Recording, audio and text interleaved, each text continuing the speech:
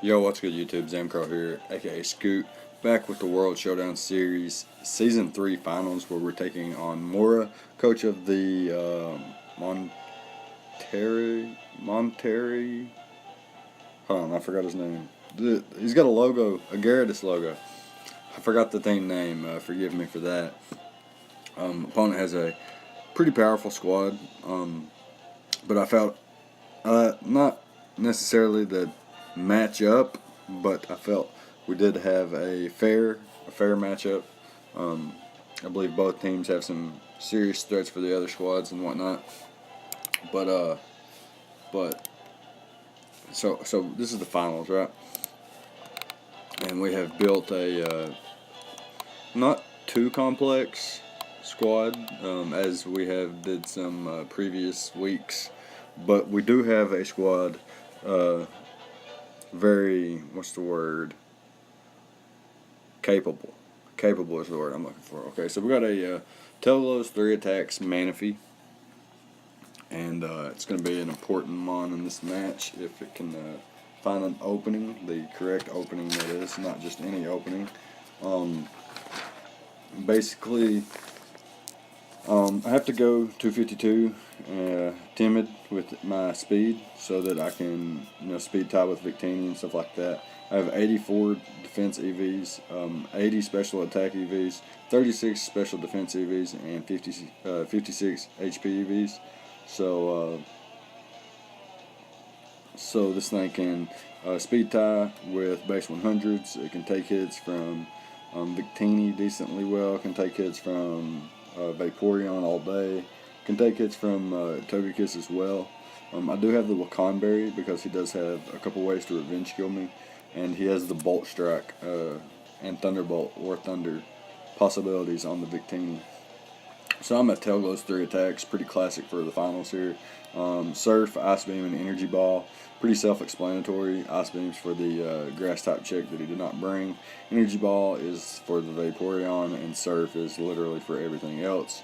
I think Ice Beam hits a dragon that he may have had as well. So that's the idea behind Manaphy, is to potentially use it as a breaker or a late game cleanup once I know that things like Hallelujah or potentially Scarf Victini, Scarf Togekiss, Scarf Rotom are gone, and things like that. So next up we got a substitute Garchomp with the Life Orb. 3 attacks, Dragon Claw, Earthquake, and the Iron Head. I was going to do a sub Swords Dance set like I did in the semifinals, but I needed that. I needed a way to hit Togekiss, otherwise it would have been pointless. Maybe I could have did without the dragon coverage and just had sub EQ, Iron Head, and Swords Dance, or potentially Stone Edge instead of Iron Head, so that I can hit things like Howlucha and the Rotom a little bit harder as well. So we do have Jolly 248 speed EVs to creep faster mons that might speed creep, a Garchomp speed creep in a base 100. So basically, if I was speed creeping Victini, I would set it 330 speed, and predicting something like Howlucha to set at 331, or some of his other faster mons to set at 331, speed creeping my Garchomp that's speed creeping at Victini. I wanted to put just a little extra EVs in without going max though, so I could potentially outspeed mons that are speed creeping me if I were speed creeping a Victini.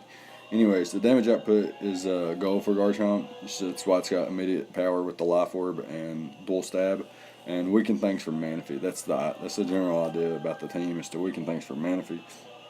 Next up, we have our Cleric, our Wish Protect, Moonblast, Aromatherapy, Florges with quite a bit of defense investment, HP investment, and enough SPDEF investment to take on things like Rotom and Togekiss as well as the Vaporeon pretty comfortably. With my special defense investment, I can take on like Air Slashes from Togekiss. Can never 4-hit KO me, unless he's getting like max rolls. But in conjunction with Protect and Wish, and assuming that I don't get flinched every turn, Togekiss can't. It's not going to be a huge problem, and I can chip it down, and things like that. So that's always a what's the word? That's always a, like, I don't want to call it a contingency plan or a backup plan even. I just want to call it, I don't even want to call it anything really.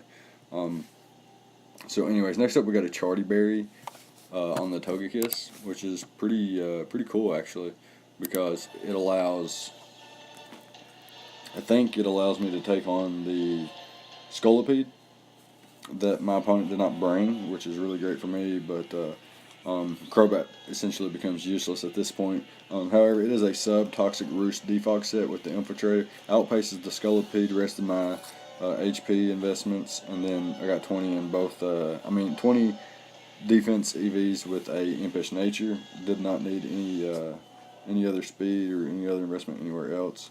Next up, we got the Tangaberry, Alolan Persian. Like I said, Scolipede's a problem, and can really take advantage of my team if he's say he's got rocks up and he's using things like Victini and Howlucha to punch holes through my team, and he brought a Scolipede or like Scolipede, just baton passing it into things like an offensive Aggron could be problematic for my team. So I wanted to be adequately prepared for the Scolipede. So I do have a Tangaberry, Alolan Persian. It's not a check by no means, but the Tangaberry allows me to take a hit and get 2 hits off on the Scolipede, as I can click Fake Out and get a little chip damage, and then either Parting Shot or Foul Play out. I am defensive and outpacing the Scolipede as well, so that I can get a Fake Out into a Foul Play, or just a Foul Play if I don't need the Fake Out chip, if I don't think he's running something like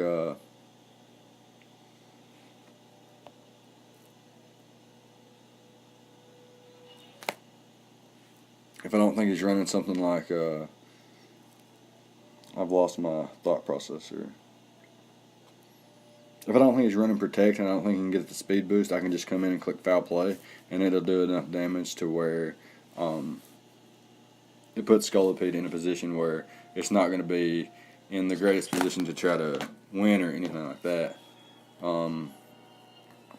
But he doesn't bring Scolipede, so it doesn't really matter. Anyways, I have Taunt and Parting Shot as well, so I can Parting Shot on things like Aggron after taunting it, can taunt the Vaporeon, then Parting Shot out, can taunt the Rotom and then Parting Shot out, and prevent, Will-O-Wisp or Thunder Waves from the Togekiss as well. And like he's got Wish Passing support with Vaporeon and Togekiss, and being able to block that's pretty nice as well.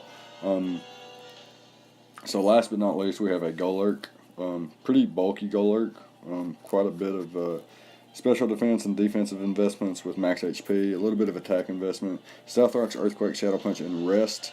And with Aromatherapy on my Florges, Rest isn't that big of a deal. I don't need Rest Talk, as I can just Heal Bell my way, or Aromatherapy my way to waking up. So yeah, I do have a little bit of speed investment. I have 96 speed EVs, so that I can creep some of the slower mons that my opponent may have, such include Mega Aggron, Vaporeon, etc. Anyways, that's going to be the squad, and we can hop into the battle here. So what I'm going to do here is I'm going to lead off with Alolan Persian and just click Fake Out, and can potentially taunt his rockers. His only rocker being Aggron. Anyways, he goes for the Air Slash as I switch out into my Golurk, and it reveals that he may be a modest non-boosting item there, and he got like a low roll, or it could be a timid Togekiss right here, and it could be like a timid max roll or timid max special attack. So it's doing a lot of damage basically, and it's problematic here. I'm going to try to get up my rocks, and he actually flinches me down here, but I'm not going to just let this thing die off here. That would just be, a waste of a mon, essentially. So I am able to make a double switch that gets my Golurk back in to where I can get my rocks up finally. Here I'm going to switch out into my Crobat and see what kind of damage it's doing. And this is has to be 100% timid modest, and I can't get a hit off. It reveals to be Choice Scarf as well, outpacing my Crobat there. So this is where things is just getting annoying. He's literally flinching my entire team down. It wasn't a fun game to play, and it's definitely not a fun game to commentate here. What makes it worse is right here he gets the air slash, and I get my wish off finally here. And Showdown tells me I'm at 29. It rounds it up for me on screen while I was playing. It said 29%. The max this thing could do with my special defense investment was 28%. So here I'm thinking, okay, I'm going to live on 1% no matter what. If I get flinched, I'll get my wish back. If I don't get flinched, I'm going to get a moonblast off here. That was my thought process. Had I known that Showdown was fucking with me and saying I was at 29% when I was really at 28%, I would have 100% clicked protect right here, got my wish back, and been setting at 78%, plus leftovers been at 84%, and there would be no problem here.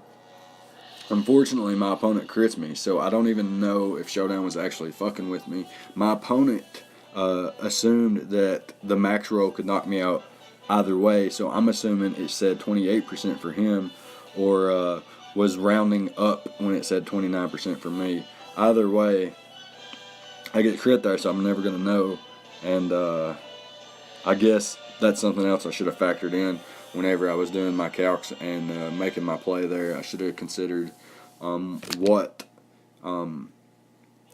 if he gets a crit, would that be problematic for me? And the answer is yes, so I should have 100% clicked protect there.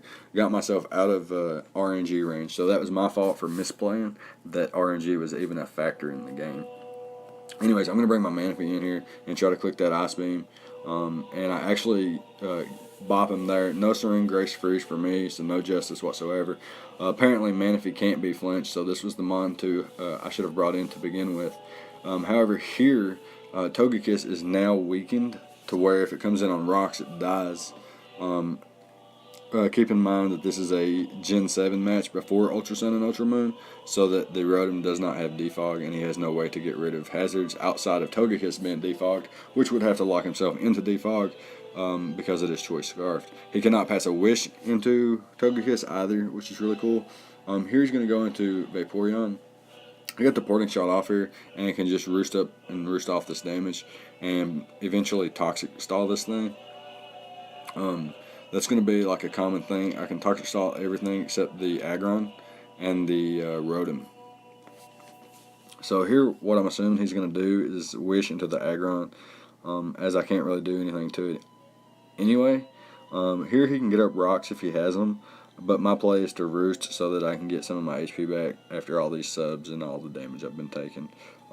Keep in mind that this thing was at one point like at 2% HP, and here my Alolan Persian lives on 2%. He sacks off the Togekiss and now brings in the Vaporeon once again. I can click Taunt here, predicting him to throw off a Wish, and he does just that, and I prevent the Wish from being passed, and click the Foul Play there as he knocks me out with Scald. So now he is a taunted Vaporeon. I'm going to go into Garchomp and try to pressure. Try to get some pressure going into this thing. I'm going to click Substitute here, and hopefully that Life Orb Earthquake can 2-hit KO. If he has no investment, but he has a little bit of investment. Clicks the Ice Punch there, which 100% knocks me out. So I'm going to switch out into Crobat here. And I think Ice Punch actually does knock out the rest of my team. And I can't exactly knock him out. He goes out into the Hawlucha here, and I almost click Shadow Punch because I really didn't need the knockout with Golurk. I just needed to put it in range of Garchomp. But here, Hawlucha is going to be able to just click the Swords Dance, get the Citrus Berry, and the Unburden boost. Unburden boost didn't really matter, but losing his item mattered in the sense that it weakens or it strengthens acrobatics, and my opponent's going to be able to pick up a 5-0 victory. I can't really. I mean, my opponent didn't play bad or anything like that. He just got extremely lucky. So we have no idea like how the game would have went had it not had all the luck involved. If say Togekiss didn't have Serene Grace, I actually don't think my opponent would have even brought Togekiss if it didn't have Serene Grace. I do have the Heatran and a couple other Mons that actually deter a Togekiss from coming, but I did watch. I did my scouting for the finals. I did watch, almost all of his games, if not all of them that I could find on the website anyway. And he did bring Scarf Togekiss quite a few times and tried to win with the flinch, and it works. It's very viable. It happens with Jirachi, Togekiss, Shaman Sky. Serene Grace is a very real ability, and it being taken advantage of is very much legal and not against the rules. So yeah, good game to Mora. I mean, not really a good game, but he didn't play bad is what I'm saying. But yeah, that's gonna be it. Leave a like, comment, subscribe, and keep your eyes peeled for Season 4. Draft analysis will be dropping the Monday after this video is dropped. So yeah, look out for that. I'll see you guys next time. Thank you for watching.